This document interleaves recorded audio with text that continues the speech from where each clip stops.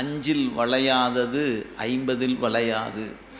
எனவே இறை நோக்கிய பயணம் அல்லது தன்னை நோக்கிய பயணத்தை எப்போது செய்வது அப்படின்னு கேட்டால், வயதான பிறகு செய்யணும்னு நினச்சிங்கன்னா தோற்று போயிடும். எப்போ செய்யணும்? இளமை இருக்கும்போதே கற்றுக்கொள்ள வேணும். அப்படி தான் நம்முடைய அருளாளர்கள் அறிவுறுத்தி இருக்கிறார்கள்.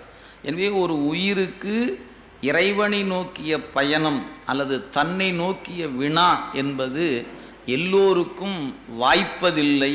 அப்படிங்கிறதான் காலம் நமக்கு உணர்த்தி இருக்கின்ற உண்மை. நாவுக்கரசு பெருமான் ஒரு தேவாரத்தில் சொல்லுகிறார், என்னுடைய இளமை காலம், அதாவது குழந்தை பருவம், இளமை காலம், அந்த இளமைக்கு அடுத்து வந்த ஒரு பருவம், இந்த எல்லா நிலையிலும் எது குறிக்கோள் என்று தெரியாமலே ஓடி ஓடி நான் கெட்டு நின்றது தான் மிச்சங்கிறார். இது அவருடைய அனுபவத்தை சொல்லார்.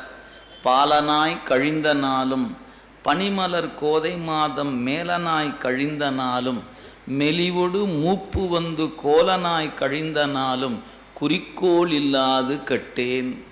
ஒரு குறிக்கோள் இல்லாமல் கெட்டு போய் நிற்கிறேன்.